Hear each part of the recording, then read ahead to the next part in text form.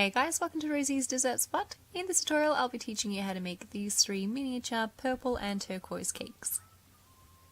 I've got a 7-inch board, placing a little bit of buttercream onto my board and then my 4-inch cake over the top, and with a piping bag just swirling on my layer of buttercream.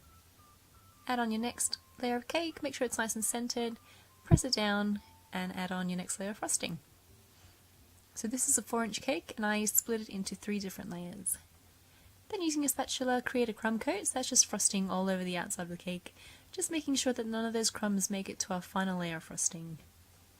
And clear up the top and the sides as well, and pop that into the freezer to set. Now you'll do this for all 3 cakes. The first cake I'll show you how to make is this one here with the purple rosette on top. I've used a Regal Purple gel food colour, added a couple of drops into my buttercream. Make sure that I have a nice healthy serving up top, flatten it out and then push it out to the sides. And add in some extra buttercream on the sides, make sure it's nice and healthy, that layer, because we'll be taking off most of it anyway with our bench scraper. So go around the cake nice and slowly to make it all smooth. And then with your spatula, just bring that extra lip of frosting into the center of the cake. And here, if you like, you can clean up the edge of your cake board with a towel. And to add those white sprinkles onto the side of your cake, just grab a handful from a bowl, preferably from like a Tupperware container that'll catch all the excess, and just press it onto the bottom of the cake. Once it's all covered, secure it on, and to create those more dispersed little sprinkles, just kind of drop them over the side. Once you're satisfied with the amount of pearls or sprinkles that you have in your cake, set it aside and add some extra gel food colour into your buttercream to create a darker shade of purple. Using a 1M tip, create tight swirls on your cake, just one huge swirl to make a rosette. And then using a leaf tip or cutting an inward triangle into a piping bag, you can create this really pretty leaf shape. Just add some leaves onto your cake. And that's fun. To make this one here, which is a combed frosting cake with some sprinkles at the bottom as well, very similar steps. So you'll put a whole bunch of buttercream on the top, shift it out to the sides, make sure it's nice and flat, add your buttercream healthily to your sides as well, and scrape off all the excess. Clean up your top. And then using a frosting comb, 2-sided, I'm using the smaller teeth here, just going around the cake, and try not to stop.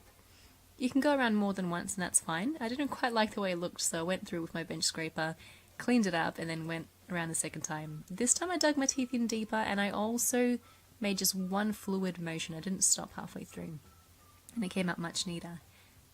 To add the sprinkles, do the exact same thing. Grab a handful, and I use the board as a guide, I drop them onto the board and then press them into the cake, so it kind of catches it all for you.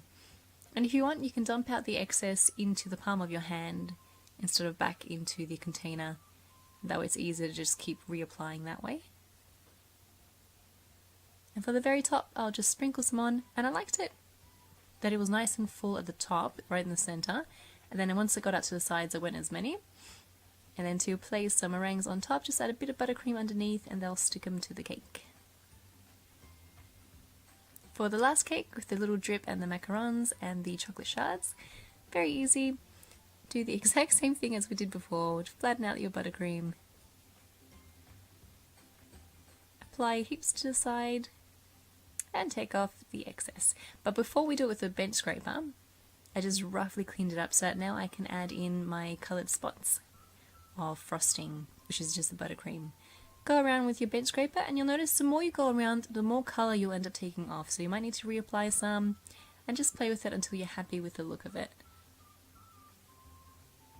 And clean up the top. Now to make our ganache, I've got some white chocolate buttons and some heavy whipping cream. Mix it together and then zap that in the microwave for about 35 seconds and then just mix to combine. Once it's all nice and melted, you could add in your gel food colour. Powdered food colour goes best with this. I added in half a drop, so I took out some of that colour. And if you're a bit worried about your chocolate seizing, then you could add in a little bit of vegetable oil as well.